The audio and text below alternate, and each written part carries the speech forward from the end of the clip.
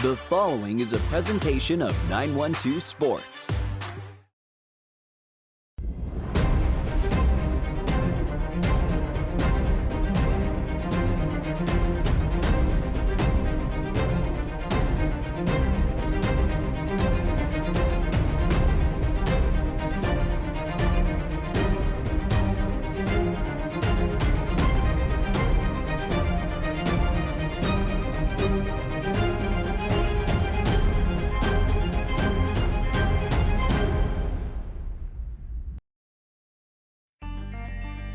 Welcome to On Air with 912 Sports, your number one source for high school sports. With Sean Smoke, Kevin Price, and Robbie Ross. On Air with 912 Sports is brought to you by Coastal Pines Technical College. Go Coastal. Prime South Bank. Find your prime. Robbie Robertson Ford, because Fords are cheaper in the swamp. Gibson Animal Clinic, practical solutions with limited fees. Summit Sports Medicine and Orthopedic Surgery, the region's best orthopedic care. And Kim Smoke, licensed realtor with Crossway Realty. High schoolers, did you know that you can get a head start on your college career and save money at the same time through dual enrollment at Coastal Pines Technical College? Dual enrollment is open to high school juniors and seniors, tuition free.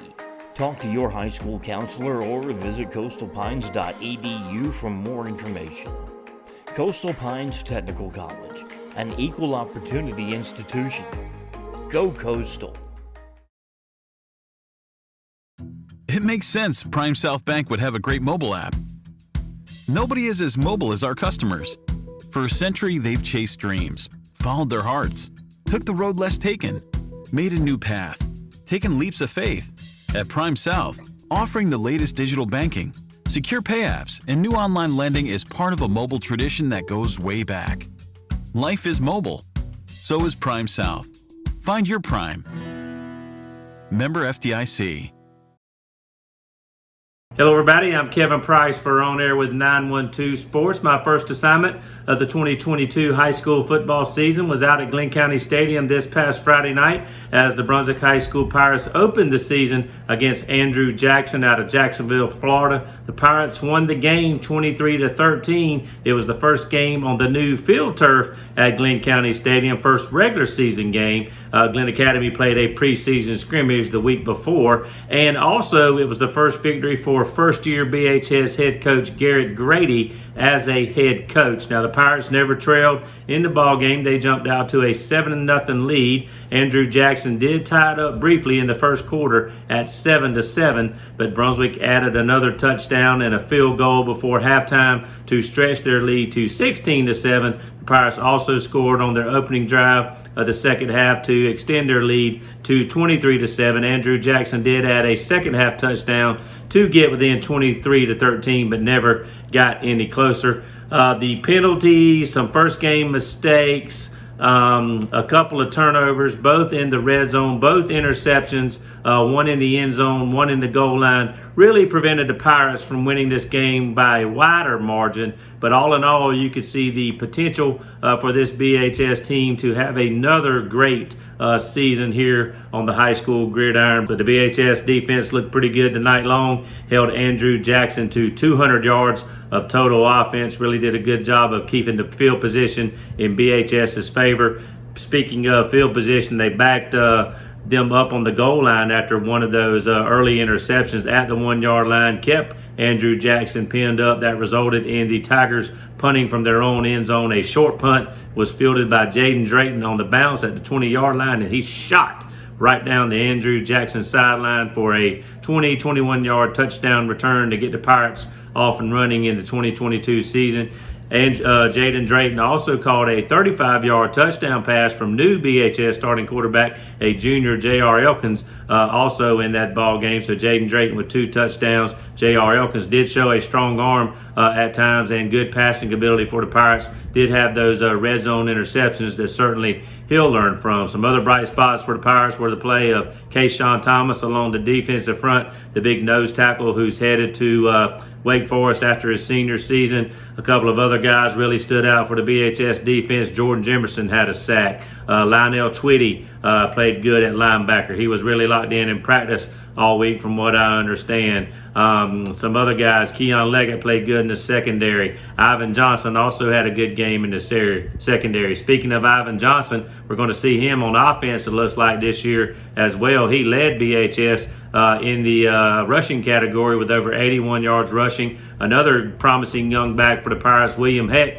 scored a touchdown, had over 51 yards rushing. Reminded me a little bit of Jacoby Hill, who just graduated with the Pirates. Good vision, running up inside, and also looks like he has the speed to get around the corner as well. So a good first game all in all for the Pirates. Some things they certainly can clean up going forward, but again, you can see the potential of this BHS football team to have another outstanding season and potentially make a strong run in the postseason if they can continue to get better throughout this 2022 campaign. But I talked with Coach Grady on the field after the game. He doesn't like to talk about himself, but I made him talk about getting his first victory, and he gave us this comment about getting win number 1 as a head coach.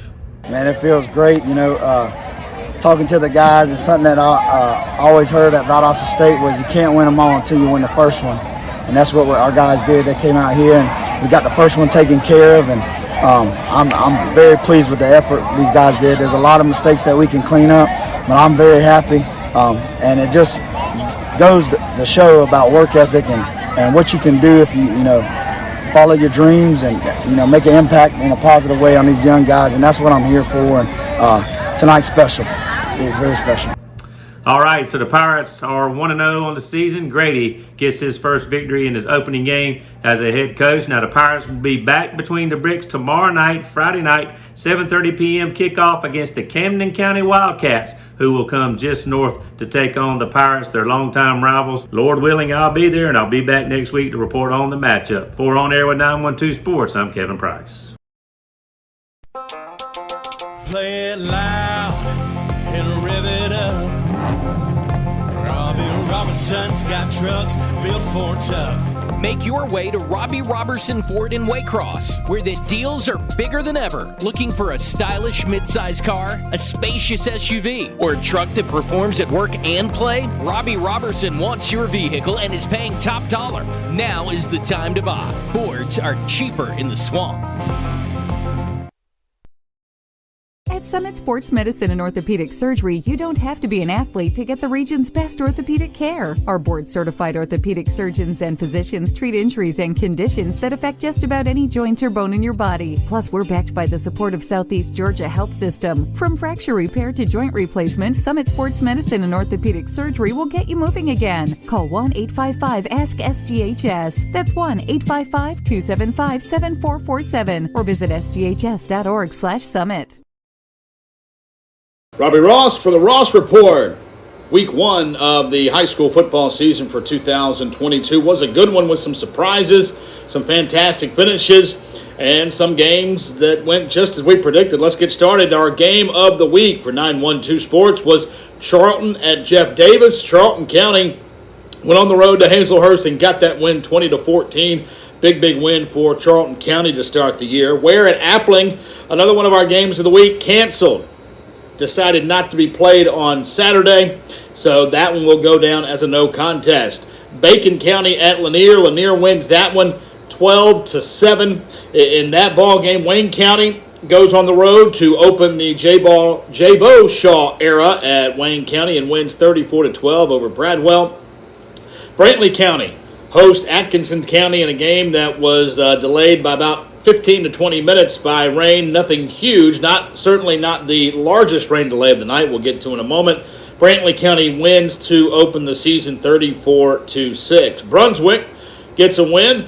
They have won now 12 out of their last 13 games after they went 11-1 last year and beat Andrew Jackson out of Florida 23-13 in what was the biggest upset dubbed in the state of Georgia by the Georgia High School Football Daily Email. Columbia out of Florida upset Camden County 13-10. So the biggest upset in the state happens in Camden County, with the Camden County Wildcats losing that one 13-10. Clinch County goes on the road and beats Berrien. They had to do it on Saturday morning 19-18. So a big win for Clinch on the road.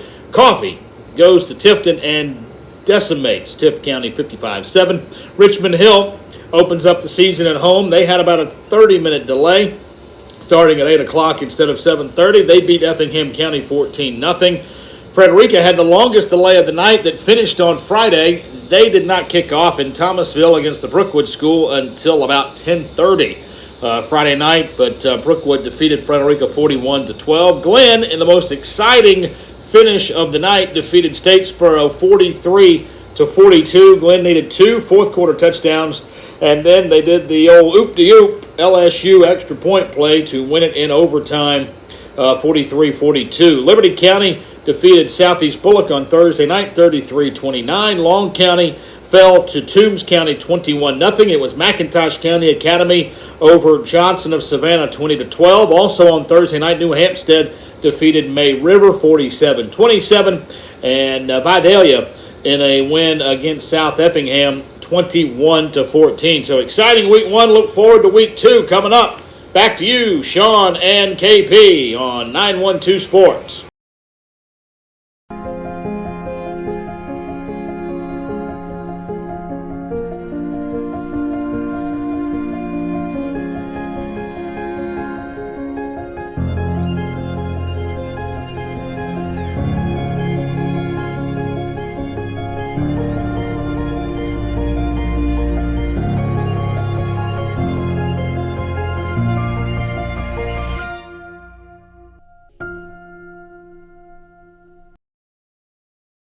It makes sense Prime South Bank would have a great mobile app. Nobody is as mobile as our customers. For a century, they've chased dreams, followed their hearts, took the road less taken, made a new path, taken leaps of faith. At Prime South, offering the latest digital banking, secure pay apps, and new online lending is part of a mobile tradition that goes way back. Life is mobile. So is Prime South. Find your Prime. Member FDIC. Welcome, sports fans, and thanks for watching On Air with 912 Sports. I'm Sean Smoke, publisher of 912 Sports, joined as always by head writer and podcast host Kevin Price. Kevin, how you doing this morning? I'm good, Sean. Good to be back here talking high school football. I mean, already in week 2, most of our teams, I guess, did kick off last week. I know we had a few that did not play, Pierce County being one. They'll go into action this week. I know, unfortunately, Ware County and Appleton County didn't get to play their game, so they got weathered out. So both of those teams I know have to be chomping at the bit. But looking at the schedule that we got this week, some attractive non-region games here in week 2, and I know we're about to talk about a lot of those right now. Yeah, we're just going to jump right into it, Kevin. Our game of the week for 912 Sports is Liberty at Bradwell. That is the Commissioner's Cup over in Hinesville. Kind of a similar situation to what you guys get over there in Brunswick and Glen. These are 2 crosstown rivals, Kevin, there in Hinesville. Every year it's a great game. You got a first-year coach in Tony Glazer, and then a second-year coach in Deshaun Brock going at it for the first time. Liberty coming off a victory last Thursday night, and then, of course, Coach Brock and them lost to Wayne County. So 1-0 Liberty going against 0-1 Bradwell. Should be a good game there in Hinesville. Yeah, Liberty got off to a great start in their opener. I think 33-29 over Southeast Bullock. I saw Liberty briefly in a 7-on-7 down at Brunswick, I guess, in late June, early July. And they looked like they might have some offensive firepower. And I think that was on display the other night. I think they had 4 or 5 guys catch passes, according to the stats I looked at. Their quarterback, junior Carlos Singleton, threw for 250 yards. And they had another guy, Jamar Joseph, a 93-yard kick return, also caught 2 touchdown passes. So they do have some firepower on the offensive side of the football, it looks like. Obviously, Bradwell, with a little bit of a tough opener, Wayne County all jacked up for their first game under Jay Beauchamp. Of course, Bradwell was at home, but I expect that this is just going to be dog-eat-dog, one of those typical rivalry games. Both teams are going to get the other side's best shot whatever that is right now in week 2. But just based on what I've seen in the preseason and what Liberty showed the other night, they might just have a little more offensive firepower, and I think that might carry the day for them. Yeah, Bradwell is at home there for what that's worth, so we'll see Right. how this game turns out, but should be a good one over there in Hinesville. Moving right along, the aforementioned Appleton County, who did not get to play Ware County this past Friday night due to weather, is going to be taking on Aiken, South Carolina, and kind of I guess a psychological game there for Appleton. Got a good team in Aiken, South Carolina coming in, but they got to get out there and get that first game under their belt. Was an electric atmosphere over there Friday night, but like I said, in more ways than one, Kevin, because the skies were lit up with lightning all night long, and that's really what what caused that game to be postponed or canceled. So we'll see what Appleton can do getting their first game under their belt. Scriven County is going to travel over to Bacon, so Bacon gets their home opener with Mark Wilson. So that'll be interesting to see. We've got Brantley's going to go over to Groves. Brantley 1-0 on the season after defeating Atco. Going to take their show on the road and go into Savannah and take on Groves. Brantley could be looking at 2-0 after Friday night there, Kevin. So kind of interesting to see what happens there. And then the big one in your backyard, Kevin, Camden's going to come to Brunswick. Garrett Grady got his first win Friday night. Congratulations to Coach Grady on that deal. Brunswick's looking really strong. Camden, on the other hand, did not start out the season the way they wanted to, Kevin, losing to Columbia there in Camden County there Friday night. So going to be tough there for Jeff to get his troops rallied back around and see if they can get a win. But that's going to be a good one there between the bricks Friday night. Yeah, it is. I mean, just going back to the first game for Brunswick, obviously it was Coach Grady's first game as the head coach of the Pirates, even though he had been there for several years under Sean Pender as the offensive coordinator and offensive line coach. But 23-13 win over Andrew Jackson, a game that I never really felt like they would lose. They were always in control. It was tied 7-7 early in the first quarter. They just had, maybe the typical first game where they couldn't pull away, had a couple of red zone turnovers, bogged down one other time in the red zone late in the game that I know of. Got behind the chains with some errant snaps, some lost yardage plays, those kinds of things. I know they had a personnel issue one time on defense where they ended up giving Andrew Jackson a short yardage situation where they converted, got the first down, went on in and scored, even though it was a nice drive by Andrew Jackson to begin with. So Brunswick won that game, like I say, 23-13, but you can see the potential of this Brunswick team. Obviously, the defense was really strong all night long. Kayshawn Thomas in the defensive front, one of our preseason team members, had a big game. Devin Smith, a big game at linebacker, as did Lionel Twitty. Ivan Johnson's a name I think we're going to talk about a lot for the Pirates this year. Started in the defensive backfield. He's supposed to be either second or third on the running back depth chart, but boy, he hits that line of scrimmage with some authority and breaks a lot of tackles, and he ended up being their leading rusher with just over 80 yards. So I think we'll see him in the offensive backfield a lot as well. And then Jaden Drayton, a guy we know, who's played well for Glenn and for Brunswick, had a punt return and also caught a touchdown pass. And J.R. Elkins, their new quarterback, showed a really live arm. He did have those interceptions, but he hit some nice passes as well. Camden, I just don't know what to think, Sean. I mean, this is a young team, and they're going to maybe have some nights like they had, but, they're inexperienced, and maybe all that showed. I really thought that even if they might slop around per se, they would still win that ball game Friday night. But this Columbia team's trending in the right direction with, I think, a second-year coach who's an alum at that school. Got a new weight room, got some things headed in the right direction, and maybe they caught Camden off guard a little bit. Maybe there's some things Camden, really didn't prepare for. I don't know. Maybe Camden took them a little bit lightly. I don't know how you can do that when it's your season opener and you really only have 10 games guaranteed. But anyway, I expect that we're going to see the best that Camden has, again, at the moment in week 2. I want this to be a knockdown, drag-out fight, an Ali Frazier type thing. We'll see if we get it, but I just don't know based on the way Camden came out of the gate. But I do expect that they're going to rally the troops and give Brunswick everything they want this Friday night. Yeah, it should be great there. Game there, like I said, between the bricks. We'll see if Camden can get off the snide there, but going to be a tall task to take on Brunswick there because Brunswick's definitely looking good. But we'll move right along, Kevin. Charlton's going to travel down to Yulee, so you got a Georgia-Florida rivalry there. Macon County is going to come to Clinch County. Kevin, Clinch County had a weird game Friday night. They were losing. The game got called. They agreed to play the game or finish the game on Saturday, come back, won the game on a last-second pass play of all things. I mean, we're talking about Clinch County here. Throws the ball maybe 3 times a game, and all of a sudden caught Berrien County sleeping, caught a long pass, went up to win the game with hardly any time on the clock there. So they did put the first victory, in the win column there.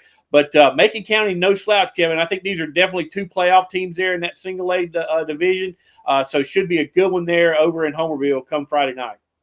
Well, Sean, we didn't talk about this. We didn't have any pre-planning sessions other than you sending me the schedule of the games and what we were going to talk about. But you mentioned Clinch County's limited passing. I did look it up, and assuming their own team stats are right, they threw the ball 9 times, completed 2 passes, and guess what? Both for touchdowns, including that game winner. So, they got it done through the air there in Homerville for Clinch County. But, 19-18 win, still an impressive win for them to battle all the way to the finish and get that job done. But I tell you what, this Macon County team, not to be taken lightly for sure. Like you said, another playoff contender there in the smaller classification. I think they had right at 400 yards of offense in their game, even though they lost. And their running back with the last name Mitchell had 214 yards rushing, and I think right at about 240 total yards. So Clinch County's got to keep him from dominating the game, number one, and then maybe get that passing attack going and win this ball game. There you go, Air Tyson over there in Homerville. But moving right along, got another big game, Kevin. A heavy hitter there in 5A. Coffee County coming off a dominant win over Tifton, which we kind of thought would happen. And then Bainbridge falling to, I think it was Peach County that beat them last week. And so, Bainbridge, a contender there in 4A. I think they're going to make a deep run there in 4A, but already 0-1 on the season. And, oh, by the way, you got Coffee County coming in this Friday night. So, going to be an interesting contest over there in Bainbridge there Friday night. Yeah, another big road game for Coffee, another big test away from home. Like you said, got it done 42-7 at Tift on Friday night. Maybe a little bit surprised they won that big, but I thought they could win it by a couple of touchdowns at least over there in Tifton. But, I think they had decent balance. I think 168 yards rushing the Trojans did and 87 yards passing. Now, I think Bainbridge played Cedar Grove. Is that correct? Cedar Grove, that's right. That's right. Wrong. Nonetheless, about the same thing, right? Yeah, exactly. Cedar Grove. Yeah, they're about the same. Right. But lost 30-14. And I tell you what, we've talked about Bainbridge a lot. It seems like they played several teams down here, some of our better teams in recent years, and they're not afraid to schedule folks. No. And, of course, I know this one's at home in their own backyard, so that's a plus for them. But probably a harder test, a more difficult test. Might not be multiple choice this week for Coffee, if you will. They're going to have to know the answers going to Bainbridge, and we'll see if they can get the job done. Should be, again, this is an attractive matchup, one that we like to see early in the season. Yeah, definitely. And kudos to Bainbridge for playing anybody. I mean, they still got Ware on the schedule. They've already played Cedar Grove. They got Coffee Friday night. These guys ain't afraid to play anybody. No, so tip of the hat there to Bainbridge. But moving right along, Effingham's going to travel up to Burke County. Effingham coming off, I believe they lost Friday night, didn't they? Who's that? Effingham. Yes, to Richmond Hill. Yeah, coming off a loss to Richmond Hill there, so they got to try to bounce back. Frederica got to try to bounce back as well as they travel over to Tiff area. So we'll see if those guys can put one in the W column. But Kevin, we're going to take a break and come right back here with some more insight into Friday night's games. You're watching On Air with 912 Sports. Play it loud and rev it up. Robbie Robertson's got trucks built for tough. Make your way to Robbie Robertson Ford in Waycross, where the deals are bigger than ever. Looking for a stylish midsize car, a spacious SUV, or a truck that performs at work and play? Robbie Robertson wants your vehicle and is paying top dollar. Now is the time to buy. Fords are cheaper in the swamp. Gibson Animal Clinic is ready to help with your animals. From cats to dogs to horses, we treat them all. Call on us for grooming, bathing, boarding, and more serious things like surgery, dentistry, spay, neuter, immunizations, heartworm prevention, flea control, complete lab testing, radiology, preventive health care. Call us at 285-7678. Open Saturdays for your convenience. Gibson Animal Clinic. Practical solutions with reasonable fees. Russell J. Gibson, DVM. Gibson Animal Clinic, 108 Riverside Drive, Waycross. Hablamos español en nuestra clínica. High schoolers, did you know that you can get a head start on your college career and save money at the same time through dual enrollment at Coastal Pines Technical College? Dual enrollment is open to high school juniors and seniors, tuition free. Talk to your high school counselor or visit coastalpines.edu for more information. Coastal Pines Technical College, an equal opportunity institution. Go Coastal. Welcome back, sports fans. We're going to dive right back into this week's previews. Kevin, a game going on tonight right there in Brunswick, Georgia. The MCA Buccaneers are going to travel the short distance up the road there from Darien to take on Big Bad Glen Academy, big 6A school there. And Glen coming off an exciting win, Kevin, on the road last week against Statesboro, coming away with a last-second victory, and old Rocky reaching in the back pocket, pulling out the old trick play to go for two to win it there. But congratulations to them for putting one in the win column there Friday night. But going to be an interesting matchup there as single A MCA takes on 6A Glen Academy. Yeah, it will be, and I guess the reason for the Thursday night game is both Glen County teams, Glen Academy and Brunswick High, the way the schedule falls, both have home games, so somebody had to play either on Thursday or Saturday. So Glen gets the Thursday night straw, and Brunswick gets the Friday night straw against Camden County, which we've already talked about. But yeah, McIntosh will make the short trip this way after a win on their new turf, natural grass there in McIntosh over Johnson Savannah. Glen Academy went to overtime, won 43-42 at Statesboro. Really gratifying win for Coach Rock and his coaching staff and the kids. I mean, where this team is starting with a lot of inexperience. I mean, they were behind the 8 ball, never led the ball game until right there with the final score, but down 28-14 in the second half, come back tied up. And then had actually tied up twice, 28-28. And then 35-28, there late in the ball game, they were down and tied it up 35-35. But Coach Rock told me on his podcast, by the way, Sean, if somebody hasn't heard that earlier this week, they can still go to our website and check that out and all the other ones. But he told me they really practice those special trick plays, even on special teams, like their punt fakes and their field goal fakes, as much as they actually do regular punting, regular kicking. So it paid off in a big way. I mean, they knew they were going to call that play going out there in overtime. So if they scored, everybody was prepared to do it. Statesboro lined up the way they needed them to line up, and they ran the play. But here's two familiar foes. Coach Warren and Coach Rock get along well off the field. They usually participate in each other's things in the summer. I know McIntosh was at Glen's OTA at North Glen that we were at. McIntosh going to come here, not with the biggest roster, of course, but they're going to be tough. They're going to be physical, going to be real sound in what they do. So Glen, defensively, Sean, is going to have to man up and certainly tackle better than they did last week. And offensively, I really think if they can get that passing game going like they did, and, of course, with Greg Peacock running the football like they did, Glen's passing attack actually could make the difference in this ball game. I saw some highlights of Tyler Devlin. Looked real poised in the pocket back there at quarterback. They had him rolling out, using his feet. He also ran the ball well. So I think Glen's passing attack, if they can execute like they did last week, could be a real difference for them, not only in this game, but going forward. So good matchup on paper here in the 9-1-2, and looking forward to it here tonight at Glen County Stadium. Yeah, MCA's got some dudes, Kevin. They got some guys that can play. So I mean, they got the manpower. I don't know if they got the depth, but they definitely got the front line manpower. So we'll see how that one turns out tonight. But moving right along, we got Pierce going to travel over to Jeff Davis. Pierce County going to open up their season. They elected not to play the first week of the season. Jeff Davis coming off a tough overtime loss to Charlton County at home in the Pinelands. So we'll see what Jeff Davis can do. Can they match up against a big Pierce County team? Both of them in Double-A now, so this could be a playoff type situation. Down the road, Kevin, at the end of the year, if Jeff Davis has a good season. So we'll see how this one shakes out. But it'll be interesting for the Bears to get their first game under their belt. Yeah, we thought that Jeff Davis-Charlton game would be a barn burner, and it was. They went into overtime, and Charlton ended up pulling that thing out. I guess it was tied, 14-14 at the end of regulation, and Charlton goes on and gets the win. Now Jeff Davis has the quick turnaround and has to face a really good Pierce County team, which, of course, has maybe been the premier team in our area with the deep runs they've made in the playoffs the last several years. I know Pierce has to be raring and ready to go. I don't know when they started their game plan for Jeff Davis, but I figure maybe they did start last week when everybody else was going into game mode.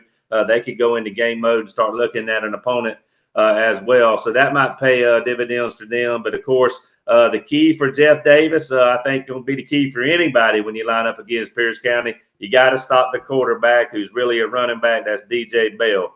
He's our cover guy on our preseason magazine, and I think he's going to live up to the hype this year. Had a real great season last year, coming off the injury, not starting until later in the year, but you wouldn't have never known he was hurt at the start of the year. And I think he's poised for a big senior year. And if you're going to beat Pierce, you got to stop him first. Yeah, and Coach, getting back to Coach Ryan Herron's podcast, it's on 912sports.net. He said you're going to see a little bit more of DJ at running back because they've got that sophomore quarterback now, so they can do some things a little bit differently. This young man they did not have last year, so DJ was kind of pushed into that quarterback role, touched the ball on every snap just about. But this year, going to see DJ more of a traditional running back type, so it'll be interesting to see how that shakes out. But again, the reigning offensive player, 912 offensive player of the year there, DJ Bell. And listen, it's his crown to wear right now. You're going to have a pretty good year to knock DJ off. So we'll see how that one shakes out over in the Pinelands Friday night. Tatnall's going to travel to Long. Long coming off a loss there last week to Toombs County. So we'll see if they can bounce back. New Hampstead's going to take on Windsor Forest. New Hampstead with a win on Thursday night last week. Went ahead and put their first game in the W column, so we'll see if they can keep things rolling against Windsor Forest. And then Richmond Hill is going to come to Ware County. Kevin, we talked about it earlier. Ware County did not get a chance to play against Appleton due to weather. Richmond Hill with a big victory, under the belt already against Effingham. So it'll be interested there at Memorial Stadium Friday night. I know the Gators are chomping at the bit to play a football game, but you get another week of practice, Kevin, but that game time experience is just, it's irreplaceable. So we'll see how the Gators can fare against Richmond Hill there Friday night. Yeah, of course, Richmond Hill got to work out any first game kinks. Coaches always talk about being as good or making real big strides between game 1 and game 2. Yep. And we'll see if Richmond Hill does that. I mean, they obviously want to get that offense going maybe at least a little bit earlier. I think that game was 0-0 last Friday night on the hill up there in Richmond Hill between them and Effingham. Richmond Hill scored a third quarter touchdown and a fourth quarter touchdown and won that game 14-0, but not a whole lot of offense there between either team. But, obviously the Ware County Gators have to be chomping at the bit to play after not getting to play last week. Gators chomping at the bit doesn't sound too fun to me. But also I know a guy who's looking forward to playing. That's Trey Hargrove. I got to talk to him back before the season was supposed to start. He's going to be our cover guy in our next magazine, I guess, which is coming out here pretty soon. And what an impressive player he is. And I know Coach Jason Strickland is really high on him, calls him a program guy for all the things he does, not really just on the field, but his leadership abilities and the things he's willing to do in the locker room, around the weight room, just things that you would think the freshmen have to do, not one of the star players on the team. But here's a guy who brings his lunch pail to work every day. I'm not sure if he buys his lunch at school or if he eats out of his own lunch pail, like I say, but he's a blue-collar guy who's got some college potential, and I'm excited about seeing him play as well as seeing the Gators play. Yeah, defense is going to be stout for the Gators this year. We'll see how they stack up against Richmond Hill there in the Swamp Friday night. But moving right along, we got Southeast Bullets going to go over to Statesboro. Both of these teams with one loss already this year, so we'll see who can get a win. Wheeler County is going to take on Toombs. So Toombs, aforementioned earlier, beat Long County 21-0, so Toombs already in the W column. Vidalia would have won last Friday night, so they're going to be taking on Beach at home. And then Wayne County is going to travel over to Brooks County. And Kevin, you sent me a text the other day and wanted to know who scheduled this game. I'm not real sure who it was, but whoever didn't do Jabo Shaw any favors there. Wayne coming off a big win over Bradwell Institute, so congratulations to the Yellow Jackets. But now you got to go play the defending state champions in single A public, which is the Brooks County Trojans. Maurice, Freeman and the Hammer is over there waiting for him, equipment. This is going to be a tough game for a 4A school to go on the road to try to get a win over there at Brooks County. And Kevin, really on paper is the game that's got me really the most excited of anything this Friday night. Yeah, I tell you, I asked you that because, I don't know if Ken Cribb had scheduled it before he left, or if Jabo Shaw came in and this was one of the games he got on his schedule. But, nonetheless, I mean, I guess that's immaterial. It's going to be played. And, Wayne with the good victory last week to get the J-Bo era off to a good start, 34-12 on the road against Bradwell Institute. But this is a different animal right here. Brooks County, tough, physical, big, strong, you name it, they've got it. And they've got the swagger and everything going on right now as a team that's coming off a state championship run last year. They pounded Thomasville 42-7 last week in a game that I thought would be much, much closer than that. I thought it was going to be a coin flip. Yeah, even though I had Brooks County winning the ball game. But if you like to look at those Max Prep rankings online, I don't know how much I believe in them necessarily, but for what it's worth, the way the computer spits it out, Brooks County, of course, the number one team there in Division I of Single A, but the number 11 team all in the state of Georgia, and that's including the 6A and the 7A team. So they're going to bring the hammer. They're going to lay the wood to you. This is a tough environment for Wayne County to go in with a freshman quarterback for sure. The Fuller kids probably going to have to control the ball, and Wayne's going to have to control the clock and try to shorten this ball game. But, for better or worse, Wayne County is probably going to be a better team in the long run from winning this or from playing this game, certainly if they can win it. But this should be an eye-opener for the Jackets for sure. Yeah, it should be a great game. I'm going to be interested. I'm going to stay tuned in to the score updates on this one to kind of see how this one shakes out over there in Quitman. But, hey, that's going to wrap it up for the previews for this week's games. Appreciate everybody watching. We'll be right back here with more On Air with 912 Sports after these messages.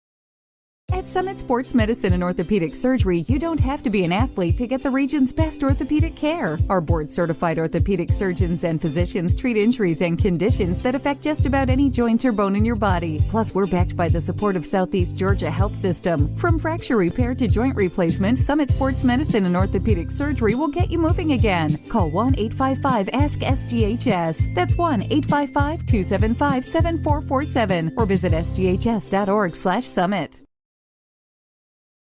Gibson Animal Clinic is ready to help with your animals. From cats to dogs to horses, we treat them all. Calling us for grooming, bathing, boarding, and more serious things like surgery, dentistry, spay, neuter, immunizations, heartworm prevention, flea control, complete lab testing, radiology, preventive health care. Call us at 285-7678. Open Saturdays for your convenience. Gibson Animal Clinic. Practical solutions with reasonable fees. Russell J. Gibson, DVM. Gibson Animal Clinic, 108 Riverside Drive, Waycross. Hablamos español en nuestra clínica. This has been a presentation of 912 Sports.